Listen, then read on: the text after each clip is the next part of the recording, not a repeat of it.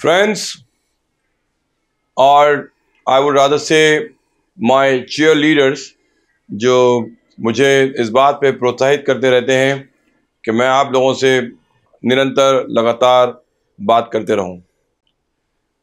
मुझे पिछले हफ्ते बात करते करते एक ख्याल सूझा था कि मुझे कुछ उन कहानियों को भी आपके सामने पेश करना चाहिए जिन कहानियों को आम तौर से लोग बात नहीं करते हैं, जिन कहानियों के बारे में आम तौर से आज के जवान जानते नहीं हैं। देखिए, फॉर एग्जांपल जो मेरी टीम है, ये बहुत यंग टीम है। मेरे पास जो मेरी इस टीम में लोग हैं वो 20 से लेकर के 30, 32, मैक्सिमम 34 तक के लोग हैं। ये सारे लोग जो है इतने जवान हैं कि ये ज़िंदगी में बॉम्बे के एवोल्यूशन के बारे में बहुत कम जानते हैं। यानी देखिए, मसला क्या है कि आज जो हमारी जनरेशन है वो कहती है सबसे बड़ी क्लासिक शोले। ये बोलते हैं क्यों, वाई शोले? अभी तो इतनी सब बड़ी बड़ी पिक्चरें आ गई हैं, इतने बड़े तोप आ गए हैं आपके पास में, आपका पूरा बॉलीवुड चेंज हो गया है। दे डोंट अंडरस्टैंड कि जो हमारा रेफरेंस पॉइंट है वो शोले क्यों है। अगर इनसे कहा जाए कि देखिए, आपको पता है कि बॉम्बे का जो है ईरानी होटल का ब्रून मस्का सॉल्ट होता है, बोलते हैं यार ब्रून मस्का क्या होता है? वाह ईरानी होटल, हमारे पास तो बढ़िया बढ़िया आप जो स्टारबक्स और एक से एक कॉफ़ी कैफे आ गया है, तुम ईरानी होटल में ब्रून मस्का खाने क्यों जाते हो? Why I am saying this? क्योंकि इन जवान लड़कों को बॉम्बे का कल्चर पता नहीं है। इन लड़कों को बॉम्बे कैसे बड़ी हुई, बॉम्बे में क्या हुआ, बॉम्बे की काली पीली एक ज़माने में लाइफ लाइन थी, कुछ नहीं। इनको आज रेडियो टैक्सीज जो है, I mean Ola and Uber, उनको वो चीज़ें समझ में आने लगी हैं। मैंने अचानक सोचा कि इन जवानों को एक बार I just take them in the past.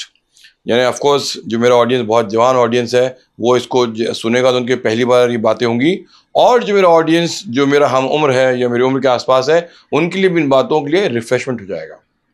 So let's start with one of those aspects. आपको पता है कि मुंबई, जिसको हम लोग पहले बॉम्बे कहते थे, जो पहले शुरू हुआ बॉम्बे प्रेसिडेंसी के नाम से, और जिसके बीच में गुजरात और महाराष्ट्र का बहुत स्ट्रगल था इसको अपना बनाने के लिए, it was a full fledged state अपने आप में। और आपको पता है बॉम्बे एक ज़माने में क्या कहा जाता था? बॉम्बे को लोग गिरन गांव कहते थे। गिरन गांव क्यों कहते थे? देखिए, मराठी में मुंबई के अक्सर लोग बोलने वाले जो है वो मराठी बोलते हैं। ये महाराष्ट्र स्टेट में है। आपको पता है कि यहाँ जो सन्स ऑफ द सॉइल हैं उन लोगों के लिए मुंबई एक बहुत ही महत्वपूर्ण चीज़ है। बस मेरे लिए तो एक्चुअली पूरा महाराष्ट्र बहुत महत्वपूर्ण है। क्यों? क्योंकि मुझे लगता है कि महाराष्ट्र के लोग वो लोग थे जिन लोगों ने मुग़ल बादशाहों से, मुग़ल के जालिम और जाबिर बादशाहों से बहुत ज़बरदस्त जो है टक्कर ली थी और कांटे की लड़ाई लड़ी थी उन लोगों ने। यानी Raigarh in Maharashtra remained unconquered because of the bravery of Maharashtrians and because of the Sayyids who were with Maharashtrian heroes. So इसलिए मेरा थोड़ा सा एक इमोशनल अटैचमेंट भी है महाराष्ट्र के साथ और मुंबई के साथ, because Mumbai is my Janmabhoomi and कर्मभूमि एज वेल। सो यहाँ मुंबई में जो गिरन गांव को गिरनी, जो आप वर्ड गिरनी से बना है, गिरनी यानी मिल्स, गांव यानी a place, an abode of mills. So Mumbai जो है वहाँ पे बहुत सी मिल्स थी। बॉम्बे मिलों का शहर था। बॉम्बे में बहुत सी अपने आप में क्लासिक मिल्स हुआ करती थी, जो इस मिल्स की वजह से Mumbai was sometimes called as the Manchester of east. आप सोचिए, एक ज़माने में मुंबई के अंदर कम से कम, यानी at the state of declining ज़माने में 79 मिल्स मुंबई में रिकॉर्ड की गई थी। आप सोचिए, एक शहर जो उस ज़माने में मुंबई से लेके मुलुंड तक ख़त्म हो जा रहा था, बल्कि एक ज़माना ऐसा था शिव तक ख़त्म हो रहा था। लोगों को पता नहीं कि शिव मतलब क्या है। शिव यानी हमारा साइन, जो हमारा साइन है मुंबई का, शिव यानी the border line. It was called Shiv because वो शहर की सरहद थी, इसलिए उसको शिव कहते थे, जिसको आज साइन कहा गया है। लोग जानते भी नहीं उसको शिव क्यों कहते हैं। सो आप सोचिए कि कोलाबा से शुरू होकर के वो शिव पे वो शहर जो है वो ख़त्म हो जा रहा था, और इस दरमियान में बहुत सी मिलें थी। सो लाइफ में जब शिव से आगे लोग जा रहे थे, यानी साइंस से आगे जा रहे थे, तो लोगों को एक शहर था, एक छोटा सा एरिया था जिसको लोग कहते थे कुर्ला। ना कुर्ला आज का स्पेलिंग अलग है, ब्रिटिशर्स के ज़माने में इसको COORLA कुर्ला कहते थे। और हमारे यहाँ जो थी कुर्ला के अंदर एक बड़ी सी स्वदेशी मिल्स थी। मेरे ख्याल से if I am not mistaken, Kurla के एक जगह पे ख़ास इलाके में शायद न्यू मिल रोड आज भी मशहूर है, और उस न्यू मिल रोड पे ही स्वदेशी मिल्स थी। I am just trying to take you to the history of this city, this very beautiful, very dynamic city. ये शहर ना एक कैलेडोस्कोप था।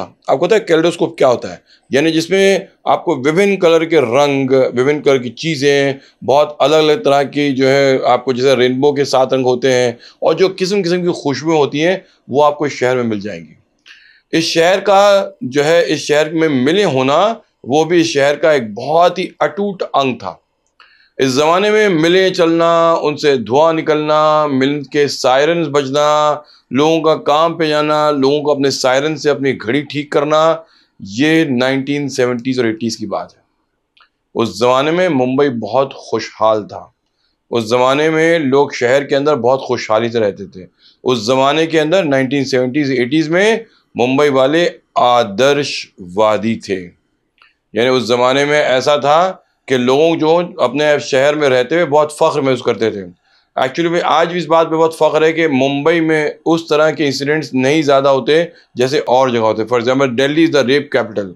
मुंबई में I am not saying rape बिल्कुल होते नहीं, लेकिन बहुत कम होते हैं जैसे कि और शहरों में होते रहते हैं। यहाँ पे फिर भी महिलाएं रात में निकलें तो सुरक्षित रहती हैं। यानी जो दिल्ली में जैसे चलती हुई गाड़ी में रेप हो जाता है, या और दूसरे शहरों में इस किस्म की महिलाओं के खिलाफ जो घटनाएं घटित होती हैं, मुंबई में as a comparison, I am saying not entirely, no, I am saying comparatively कम होती हैं।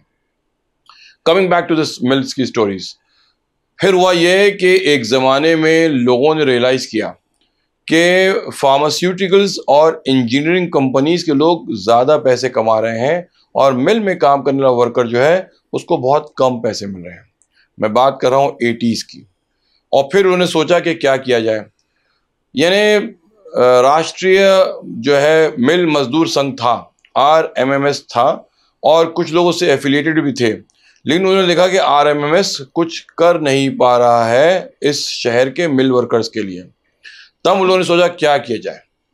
एक MBBS डॉक्टर हुआ करते थे, आई एम श्योर कि आज का यंगस्टर तो उनको जानता ही नहीं होगा कौन थे वो। उनका नाम था डॉक्टर दत्ता सामंत।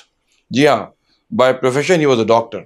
बट जब उन्होंने कुछ यूनिट्स में, यानी कुछ फार्मास्यूटिकल और कुछ इंजीनियरिंग कंपनीज में उन्होंने जाके स्ट्राइक की, तो वहाँ कामयाब हुए। लोगों के वेजेस वो बढ़ा पाए और लोगों को थोड़ी सफलता मिली ज़्यादा पैसे मिलने से। उन लोगों ने सोचा, मिल वर्कर्स ने सोचा, जो बहुत अपने निराश थे और बहुत मायूस थे अपनी कम सैलरी से। उस ज़माने में ऐसा था कि उनकी एक स्किल्ड मिल वर्कर की सैलरी 1,500 रुपये थी, और एक अनस्किल्ड वर्कर की सैलरी 700 रुपये थी।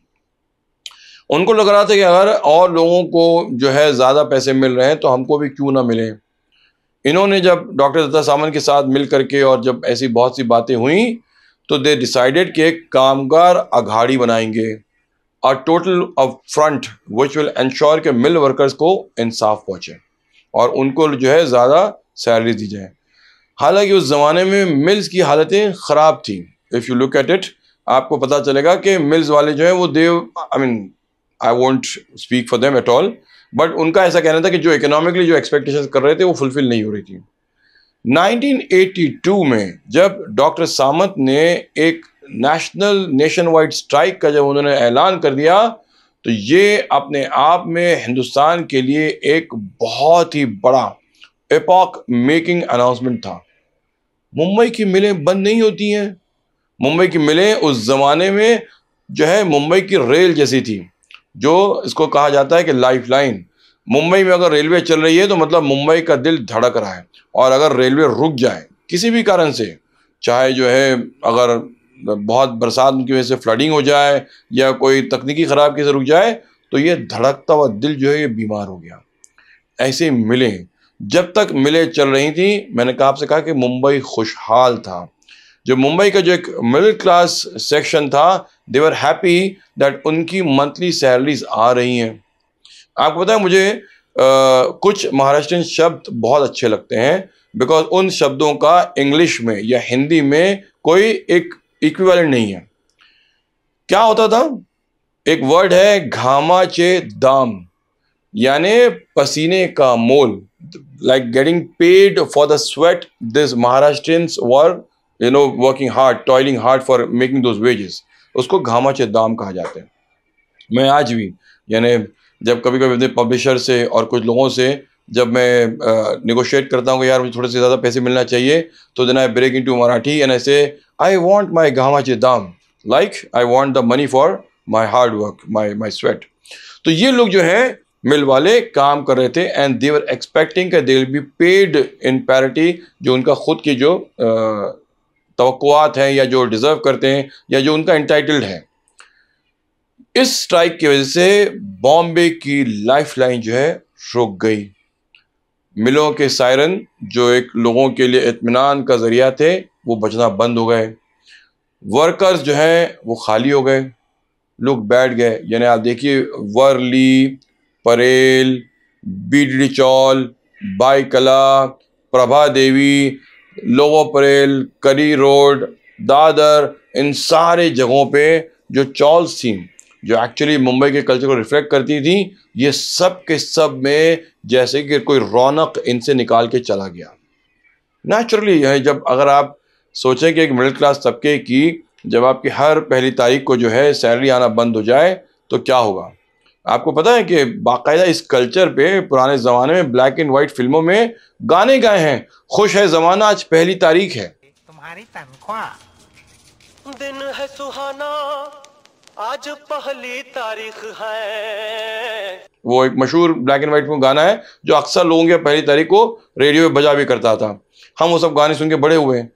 ये पहली तारीख को जब सैलरी आना बंद हो जाएगी तो क्या होगा? अब मैं आपको यहां से बता रहा हूं कि बॉम्बे ने एक नया मोड़ लिया। वो बॉम्बे जो खुशहाल रहता था अब वहां पे उदासी आने लगी। क्यों? क्या हुआ? वो मिडिल क्लास एरियाज में जो छोटे छोटे से घर थे, टेनेमेंट्स थे, आपको पता है कि छोटे छोटे डड़बे जैसे घर जो होते हैं वो सिर्फ सोने के लिए होते हैं, लोग उसमें अच्छी ज़िंदगी गुजार नहीं सकते हैं। तो जवान जो है बाहर आ गया, घर से बाहर वक्त गुजारने लगा। घर में अब खाना नहीं था, अब अगर रसोई में आग नहीं जल रही है तो झगड़े होंगे, जो है डोमेस्टिक वायलेंस होने लगे, हस्बैंड वाइफ की फाइट्स होने लगी। जवान जो है वो काम की तलाश कर रहा था, उसको काम नहीं मिल रहा था। लोग जो है अचानक बेरोजगारी की वजह से लोगों ने शराब की बोतल में अपने लिए सुकून ढूंढना शुरू किया। कुछ लोगों ने इस मौके का फ़ायदा उठा करके, जिनके पास शायद अपने ख़ानदानी पैसे हुआ करते थे, उन लोगों ने ब्याज पे पैसा देना शुरू कर दिया। जो एक और तकलीफ शुरू हो गई थी कि ब्याज पे पैसा लेके उसको चुकाया कैसे जाएगा। फिर कुछ जगह पे कुछ लोगों ने इस मौके का फ़ायदा उठाते हुए एक आध जुए के अड्डे लगा दिए ताकि लोग जुआ खेलें और शायद उस लालच में आके वो पैसे कमाने लग जाएं। अब आप देखिए कि घर में अशांति हो रही है, बच्चा जॉबलेस हो रहा है, यहाँ पे जो है ब्याज में पैसे लेके अपनी तकलीफ को और ज़्यादा तकलीफ में डाला जा रहा है और कुछ गैर जिम्मेदार लोग जो हैं वो जुओं के अड्डे पे जा रहे हैं। इस सब ने मुंबई के मजदूर तबके को बहुत ज़्यादा तकलीफ में डुबा दिया। लेकिन एक चीज़ और हो रही थी इस स्ट्राइक में, जिसमें तकरीबन 1.5 लाख लोग जॉबलेस हो गए थे रातों रात, और कुछ महीनों में उनका फ्रस्ट्रेशन उभर के आ रहा था।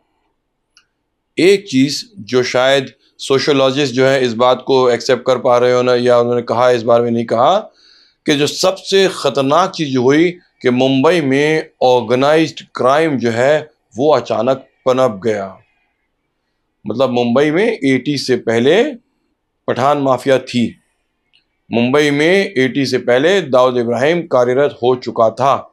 मुंबई में और शहरों की तरह क्राइम की वारदातें हुआ करती थीं, लेकिन इस स्ट्राइक के बाद एक्चुअली ऑर्गेनाइज क्राइम ने अपना एक बहुत ही बदसूरत सा चेहरा पूरी तरह से उभार के सामने ले आया। क्योंकि आपको पता है, मैं आपको कुछ नाम खाली बताना चाहूँगा ताकि आपके लिए बात एकदम क्लियर हो जाए जो मैं कह रहा हूँ कि आज के या जितने भी जो गैंगस्टर्स, बदनाम गैंगस्टर्स हैं, नोटोरियस गैंगस्टर्स हैं, आपको मालूम है इनके पेरेंट्स मेहनत कश मजदूर हुआ करते थे। and they all belong to some mills or the other. For example, आपको पता है कि अमर नायक तो खैर खुद भाजी बेचता था, लेकिन उसके पेरेंट जो हैं वो मिल में काम करते थे। अनिल परब, उसके पेरेंट जो हैं वो मिल में काम करते थे। जो अनिल परब वांगिया के नाम से मशहूर है, दाऊद इब्राहिम का ख़ास आदमी है, उसके पेरेंट्स मिलों में काम करते थे। अरुण गुलाब अहिर गवली, उसके फादर गुलाब जो है वो मिल में काम करते थे। सदा पावले, सदा मामा के नाम से मशहूर है, उसके पेरेंट्स मिल में काम करते थे। यानी मैंने कहा कि बहुत से अगर आपको मैं नाम बताते चलूँगा तो आपको मालूम पड़ेगा कि ये सारे महाराष्ट्रियन लड़के जिनके पेरेंट्स मिल में काम किया करते थे, और इनके लड़कों को भी, यानी अरुण गवली खुद भी शक्ति मिल्स में काम किया करता था, जो एक ज़माने में, जो आज अब बंद पड़ी है, और it kind of became very famous after a photo journalist was raped in this mill, जो बंद पड़ी हुई मिल के अंदर। तो हम खैर उस पर फिलहाल नहीं डिस्कस करते हैं, लेकिन आपको बताना चाह रहे हैं कि ये तमाम महाराष्ट्रियन लड़के जो हैं, इनके पेरेंट्स मजदूरी कर रहे थे। They all came from very respectable families. लेकिन जब अनएम्प्लॉयमेंट बढ़ गया, जब इनके बीच का जो मसाइल जो इनके बढ़ गए, तब इन नौजवान लड़कों को, जिन लोगों को उनको एक्सप्लॉइट करके मिसयूज करना था, उन्होंने कर लिया। अब ये सारे लड़के, यानी अमर नायक ने भाजी छोड़ करके ही काइंड ऑफ बिकेम गैंगस्टर। हम इनको अमर नायक को फिर कभी इसकी कहानी में जाएंगे। अरुण गवली गैंगस्टर की तरफ माइल था ही, और सदा पावले और दगड़ी चौल के दूसरे लड़के जो थे वो भी जो है वो क्राइम की तरफ अपने कदम उठाने लगे। यानी आपसे मैं बताऊँ, ये पूरा जो सेक्शन था मुंबई का, साउथ सेंट्रल का, जो एक सेंट्रल मुंबई का एरिया जो है वो इस तरफ आ गया। आपको पता है कि इस स्ट्राइक को, यानी जो कहने के लिए शुरू में 18 महीने की थी, ये इंडिया की सबसे बड़ी स्ट्राइक समझी जाती थी। और इस 18 महीने में इसने सिर्फ गरीबों की कमर नहीं तोड़ी, इसने मुंबई के अमन और शांति को भी लगभग ख़त्म कर दिया। इसने मिल ओनर्स को, देखिए आपको बता दें कि अगर उनको लग रहा है कि हमारे यहाँ काम करने वाला एक मजदूर जो है वो इस वक्त अपनी ज़िद पर आ गया है और वो स्ट्राइक कर रहा है, तो मिल ओनर्स को लगा कि हम भी इनकी बात नहीं मानेंगे, हम भी ज़िद पे आ जाएंगे, हम तो ऐसे ही नुकसान उठा रहे हैं, हम इनके वेजेस क्यों बढ़ाएं, हम इनकी मदद क्यों करें। उसका नतीजा ये हुआ इस ज़िद का कि उस मिल ओनर्स ने सोचा कि हम अपनी मिलों को बंद ही कर देते हैं और हम अपने आप को दूसरे बिजनेस में ले जाएं। ये जो बड़ी बड़ी जो मिलें थीं, ये अपने आप में एक बहुत बड़े रियल एस्टेट का ज़ख़ीरा थी। आपको पता है कि बॉम्बे जो है अपने आप में बूम कर रहा था। यानी जैसे आपने अगर देखा हो दूसरे मुल्कों को, फॉर एग्ज़ाम्पल एक सामने का एग्जांपल है दुबई, कि दुबई में आपने देखा है कि वो एक डेजर्ट था। I don't know how many people remember going to Dubai in 60s 70s and देख रहे थे कि वो एक डेजर्ट था, वहाँ कुछ ख़ास नहीं होता था। या फॉर एग्ज़ाम्पल सऊदी अरेबिया, वो ख़ुद भी अपने आप में एक डेजर्ट था। लेकिन जब इन लोगों ने रैपिडली ग्रोथ किया तो सबसे ज़्यादा उन लोगों ने जो है अपने रियल एस्टेट में बड़े बड़े स्काई स्क्रेपर्स बांध दिए, उन्होंने बड़े बड़े शॉपिंग सेंटर्स बना दिए। और आज यानी चलिए दुबई तो फिर भी एक आप कह लें कि बिजनेस कैपिटल है, सऊदी अरेबिया तो एक धार्मिक स्थल था, लेकिन उसके बावजूद उस धार्मिक स्थल को उन्होंने ऐसा डेवलप कर दिया कि जो उनका सबसे ज़्यादा पवित्र स्थल है, यानी होली काबा की बात कर रहे हैं, मस्जिद हराम की बात कर रहे हैं, उसके आसपास उन्होंने सारे हाई राइजेस बना लिए और वो सारी की सारी बड़ी बड़ी गगनचुंबी इमारतें बन गई हैं।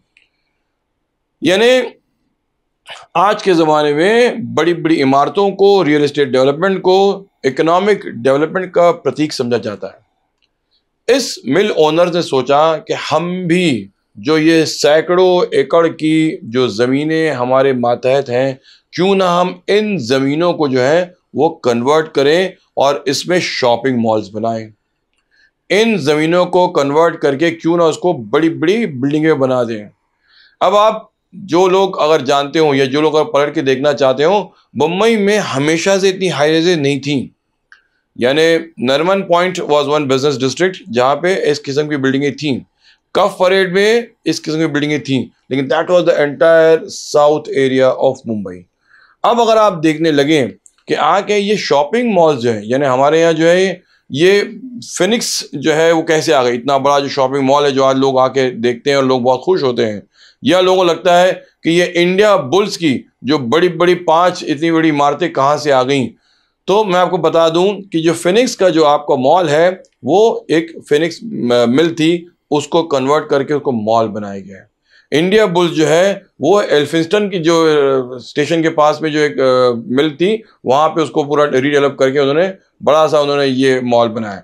कमला मिल्स कन्वर्ट होके उसके अंदर बिजनेस बन रहे हैं। यानी पूरे के पूरे अगर आप देखिए तो मुंबई के अंदर मैं ऐसे बहुत से नाम बता सकता हूँ, मतलब मेरे पास बाकायदा एक लिस्ट है, या आप अगर खुद गूगल कर लीजिए और आप देख लीजिए, आप देखेंगे कि ये सारी फैक्ट्रियाँ, ये सारी मिलें जो हैं, इनको कन्वर्ट किया जा रहा है रियल एस्टेट में। वो गरीब मजदूर जो अपनी मजदूरी से पैसे कमा रहा था और अपने बच्चों को चाह रहा था इस मिल में एक एम्प्लॉयमेंट में लग जाए, वो जो है बेरोजगार हो गया। अब इसको उद्योगपतियों ने और इसको कंस्ट्रक्शन वर्कर्स ने टेक ओवर कर लिया और बॉम्बे का पूरा नक्शा चेंज होने लगा। देखिए, for one point of view it was good, the city was developing. एक बहुत अच्छी बात है कि हम मॉडर्न हो रहे थे, हमें मेट्रो मिल रही थी और हमें जो है बहुत अच्छी सड़कें, बहुत सी ब्रिजें, बहुत बढ़िया मॉलें, या वहाँ तक तो ठीक है कि ये सब हो रहा था। लेकिन इसमें जो दूसरी चीज़ें जो साथ साथ होती जा रही थी, वो इस शहर के लिए और इस शहर के बिजनेस के लिए बिल्कुल भी अच्छी नहीं थी और लोगों की अमन और शांति के लिए अच्छी नहीं थी। होने ये लग गया कि जैसे कि मैंने आपसे बताया कि एक छोटे से गरीब मिल वर्कर के जो उन चॉल्स में, बीडली चॉल्स में, वर्ली में, एल्फिंस्टन, परेल, दादर की इन चॉलों में जिन लोगों ने आके शोषण करना शुरू किया था उनकी गरीबी का, by way of giving them interest, या जुए खाने खोलना या शराब खाने खोलना, जो उन्होंने उस गरीब लोगों को बहकाया था, एग्जैक्टली उसी तरह का चीज़ जो यहाँ होने लगी कि ऑर्गेनाइज क्राइम के अंडरवर्ल्ड के लोगों ने हमारे मिलों के अंदर जो जो रियल एस्टेट डेवलप हो रही थी वहाँ एक प्रोटेक्शन रैकेट डाल दिया और अब हर मिल वर्कर को एक न एक अंडरवर्ल्ड के गैंग की जरूरत पड़ गई। यानी जब तक उसको एक शख्स की सुरक्षा नहीं मिलेगी या एक गैंगस्टर उसका साथी नहीं होगा, तब तक वो अपनी मिल को किसी और को बेच नहीं सकता, किसी और के हवाले नहीं कर सकता। यानी ये आपसे मैंने कहा ना कि बॉम्बे के अंदर apart from Bollywood real estate was the second biggest thing. अब चूंकि मैंने आपसे कहा कि मराठी मानुस काफ़ी सीधा साधा होता है, वो बॉलीवुड की तरफ नहीं गया। यानी अरुण गवली हो या छोटा राजन हो या अमर नायक हो, ये जितने भी मराठी गैंगस्टर्स थे, ये लोग बॉलीवुड में एंट्री नहीं मार पाए, ये अपने आप तक लोकल ये लोग सीमित रहे। लेकिन दाऊद जिसने उस जमाने में जाकर दुबई में अपने कदम जमा लिए थे, और दुबई में सारे फिल्म इंडस्ट्री के लोग जाया करते थे, I will not name them, जो कि उसमें कुछ हैं और कुछ गुजर गए हैं, बट मेरी किताबों में सबका नाम लिखा है। मैंने अपनी किताबों सबका कच्चा चिट्ठा कि कौन सी फिल्म पर्सनैलिटी किस अंडरवर्ल्ड में और दाऊद से कब मिली थी और क्या हुआ था, everything has been mention in my books. आप अगर थोड़ी सी तकलीफ उठाएंगे उन किताबों को पढ़ने के लिए, आपको सारी कुछ मिल जाएंगी। ये लोग दुबई जाया करते थे, दुबई में अक्सर शोज हुआ करते थे, इनकी फिल्में बाहर रिलीज हुआ करती थी। दाऊद ने या तो उनकी फिल्म के अंदर जो है बेनामी पैसा लगाया, या दाऊद ने जो उनकी राइट्स ले ली फॉरेन टेरिटरीज की, और कुछ लोगों को डराना धमकाना भी शुरू कर दिया। आप सब जानते हैं कि किस तरह से फिल्म इंडस्ट्री में क्या क्या जुल्म हुए और किन किन लोगों को मारा गया और किस किस चीज़ को हथिया लिया गया। तो बॉलीवुड में दाऊद घुस गया था, at the same time western suburbs के अंदर उसने अपने आप को जमा लिया था। हाउएवर ये जो सेंट्रल सबर्ब्स की जो एरिया की बात कर रहा हूँ मैं, परेल की, दादर की, बाइकला की, ये एरियाज में जो वहाँ के लोकल थे, फॉर एग्जांपल अरुण गवली, अमर नायक, ये लोगों ने अपने आप को बहुत मजबूत कर लिया था और ये लोगों ने इनको एक्सटॉर्ट करके इनसे पैसा कमाना शुरू कर दिया। मैं खाली एक छोटा सा इंसिडेंट आपको बताऊं कि ये कैसे, मतलब सिटी के लिए लाइफ चेंजिंग ऐसी बहुत सी छोटी छोटी चीज़ें होने लगी थी जो हमने बाद में उस जमाने में लोगों ने सोचा भी नहीं। Mumbai police never kind of thought कि हम इसको क्या करें, how we can control this, या जो ज़माने के लोग थे या जो NGOs थी, उन्होंने ये सोचा नहीं कि ये एक टिकिंग टाइम बॉम्ब, इसको एक्सप्लोर होने से कैसे रोका जाए। आई थॉट कि हमारी गवर्नमेंट को, हमारी सरकार को और हमारे गार्जियंस को ये परवाह करनी चाहिए थी कि शहर में आने वाले कल को किस तरह से सुरक्षित रखा जाए। Anyway, I was telling about one small story कि जो मैंने अपनी किताब में लिखी भी है, बाइकला टू बैंकॉक के अंदर, कि एक मिल खटाव मिल्स जो बाइकला के जस्ट बाहर थी, यानी जो पुराने ज़माने में लोग बाइकला से अगर जैसे ही जो ट्रेन गुजरती है और अगर राइट साइड देखते थे तो उनको खटाव मिल्स दिखती थी, उसकी चिमनी दिखती थी, पूरा खटाव मिल के सामने था। वो खटाव मिल जो थी बाइकला वालों के लिए एक बहुत बड़ी राहत का जरिया थी। लेकिन जब वो खटाव मिल्स जो है it started becoming into a sprawling complex, और जब वो कॉम्प्लेक्स में आ गया तो उस जमाने में चूंकि बाइकला की दगड़ी चौल सबसे करीब थी, उनको लग रहा था कि वो जो है अरुण गवली के लोगों ने, मतलब ये सब कैसे हुआ, I will not go into details, बहुत ज़्यादा कॉम्प्लेक्स चीज़ें हैं। अरुण गवली के लोगों ने जो है सुनीत खटाव के ऊपर प्रेशर डाल करके उसके अंदर अपना हिस्सा ले लिया। I have no documents to prove this, but मुझे कुछ सीनियर पुलिस अफसरान ने बताया था कि सुनीत खटाव जो उसको उस वक्त जो है तकरीबन 1,500 करोड़ का बिजनेस था, उसमें से अरुण गवली को उसने 300 या 400 करोड़ तक देने का वादा किया था। 25% ऑफ जो उसका रेवेन्यू हो रहा था वो उसने तकरीबन 300-400 करोड़ उसने अरुण गवली को देने का आश्वासन दिया था। और इस वजह से जो है अरुण गवली बहुत खुश था कि वो उसको फाइनली, चूंकि अरुण गवली ने एबीएस शुरू कर ली थी, अपनी एबीएस की तरफ उसके कदम बढ़ रहे थे, तो वो जो है उसने सोचा था कि मैं पॉलिटिक्स की तरफ जाने वाला हूं, तो उसके लिए ये पैसा जो है बहुत बड़ा हो जाता था। द ओनली थिंग कि ये लोगों ने सोचा नहीं था कि ये किस तरह से दो गैंगस्टर्स पर लड़ पड़ेंगे। अमर नाइक जो कि एज ए सेट के ऑलरेडी गैंगस्टर बन चुका था, यानी हुआ यह था कि जब अरुण गवली के लोगों ने आके इन भाजी वालों से और इन छोटे छोटे ट्रेडर्स से जब डरा के धमका करके जो है खंडनी वसूल करना शुरू की, खंडनी यानी उसको एक्सटॉर्शन कहते हैं, लेकिन इन लोगों ने एक नया वर्ड यूज़ किया, वर्गणी। वर्गणी चंदा कहते हैं। वर्गणी आमतौर से गणेशोत्सव के अंदर जब लोग गणपति का जब फेस्टिवल होता है तो जो लोग जो चंदे की बुक लेके जाते हैं तो बोलते हैं क्या काम है, तो बोलते हैं वर्गणी लेने आए हैं, यानी क्या कि चंदा दीजिए। अब इन लोगों ने जाके पैसा ऐंठने को वर्गणी कहा, जबकि वो होता है खंडनी यानी एक्सटॉर्शन। तो इन भाजी वालों ने थोड़ा सा उस पर प्रोटेस्ट किया, झगड़ा किया और बहुत ज़्यादा हुआ। मैं अमर नाइक की स्टोरी में आपको डिटेल में बताऊंगा। अमर नाइक भिड़ गया, लड़ गया, एंड फाइनली इट हैपेंड कि अमर नाइक के हाथों हत्या हो गई, and then he became a gangster. जब अमर नाइक गैंगस्टर बन गया और वो एक नया गैंगस्टर बन रहा था उस जमाने में, उसकी गैंग को भी पैसों की जरूरत थी और बड़ा बनना था। और उसकी गैंग कहाँ रहती थी? 144 टेनेमेंट चिंचपोकली, यानी आप बॉम्बे में जानते हैं कि चिंचपोकली और भाइकला एक दूसरे से बहुत दूर नहीं है, उसी तरह से खटाव मिल्स और चिंचपोकली में कोई ज़्यादा फासला नहीं है। सो अमर नाइक ने सोचा कि अगर खटाव मिल्स वाले मालिकीन जो हैं वो इनको पैसे दे रहे हैं, अरुण गवली को दे रहे हैं, तो हमको क्यों नहीं दे रहे हैं, हमारा भी उसमें हिस्सा है। देखिए मसला यही होता है कि जब आदमी को दिखता है कि एक जैकपॉट है तो हर कोई उसके अंदर हिस्सा चाहता है। वो क्या कहावत है कि success has many fathers, failure is an orphan.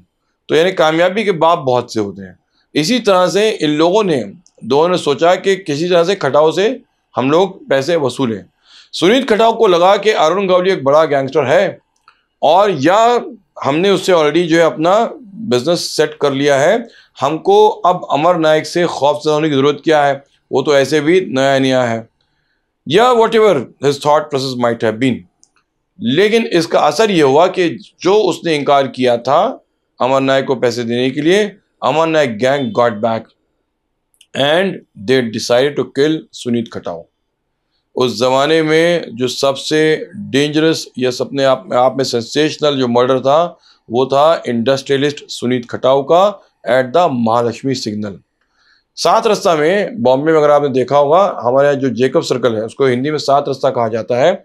7 रास्ता से एक रास्ता जब महालक्ष्मी की तरफ जाता है जो वर्ली रेस कोर्स की तरफ में, तो वो सिग्नल जो है, आज तो खैर बहुत से सिग्नल जो है बॉटल नेक है, और अब तो आपने बॉम्बे जहाँ भी जाइए हर छोटा सा सिग्नल जो है वो आपको कंजेस्टेड मिलेगा और आप आगे बढ़ नहीं सकते हैं। बॉम्बे की हालत उन्होंने इतनी ख़राब कर दी है। लेकिन उस ज़माने में महालक्ष्मी का वो सिग्नल जो है 7 रास्ता के पास में was considered to be a very notorious bottleneck. यहाँ पर जो है सुनीत खटाव की गाड़ी को इंटरसेप्ट किया गया और उसको अमर नाइक के लोगों ने जो है वो गोली मार के उसकी दिन दिहाड़े हत्या कर दी। This was a big development in the business circles, यानी ये दो गैंग आपस में भिड़ गए। एक इंडस्ट्रियलिस्ट की हत्या कर दी और उसके नतीजे में खून खराबा बहुत ज़्यादा हुआ। मतलब फिर जैसा कि मैंने कहा कि बहुत सी चीज़ें होती रहीं, एक के बाद एक घटनाक्रम आगे बढ़ता गया, लेकिन मैं सिर्फ आपसे बता रहा हूँ कि ये सिर्फ जो है सुनीत खटाव की हत्या नहीं हुई थी, बल्कि इस किस्म के और बहुत से इंडस्ट्रियलिस्ट की हत्याएं की गई और सब के सब चाह रहे थे कि उस ज़मीन पे कब्जा करें या वहाँ से पैसे बनाए जाएं या किसी तरह से वहाँ घुस जाएं। अब आज जो है यानी सूरत हाल ये है कि लोगों को इन बड़े बड़े कंस्ट्रक्शन डेवलपमेंट्स के अंदर जो है वो अपना हिस्सा चाहिए। तो जो लोग सीधे से हिस्सा नहीं ले रहे वो कह रहे हैं कि हमको जो है हवाला के जरिए पैसा भेज दो। अब वो लोग जो है मनी लॉन्ड्रिंग में और मनी की वाइट वॉशिंग में आ गए हैं। आपको पता है क्या करते हैं, कैसे करते हैं ये लोग? यानी ये लोग अब जो चीज़ें बनाते हैं उसको कहीं से ओवर प्राइस कर देते हैं और अब बैकडोर से वो पैसे जो है वो इलीगली ट्रांसमिट हो करके जो है वो दूसरे मुल्कों के बैंक में पहुंच जा रहे हैं। यानी जब ये बात आपको पता होगा, गुड़गांव जैसे एक छोटे से शहर में जब इन लोगों ने इतनी सारी मॉल्स बना दी और सारी की सारी मॉल्स जब लॉसेस में जा रही हैं, आप देखें कि मॉल जो है सारी की सारी मॉल्स क्राउडेड नहीं होती हैं। सारी की सारी मॉल्स में सारी शॉप्स और सारा बिजनेस जो है बहुत हरा भरा नहीं चलता है। तो क्या होता है कि आपने इतनी बड़ी मॉल तो बना दी लेकिन आपके मॉल में बहुत बूमिंग बिजनेस नहीं है, तो फिर उसका एक अलग तरीका होता है जहां से लोग हवाले से जो है पैसा बनाने लगते हैं, उसके बनाने में, कंस्ट्रक्शन में या व्हाटएवर जो होता है। तो मैं खाली आपको इन ब्रीफ आपको बताना चाह रहा था कि बॉम्बे में किस तरह से उन्होंने मिलों को जो है हटा करके एलिमिनेट करके उनको मॉल्स बना दिया और अब कैसे वो मॉल्स बनने के दरमियान में बहुत से लोगों की हत्याएं हो गई और बहुत से गैंग्स ऊपर आ गए और ये गैंग वॉर ने एक दूसरा रुख इख्तियार किया था जो बॉम्बे 1990 से लेकर 2000 का मुंबई बहुत ज़्यादा ख़राब था।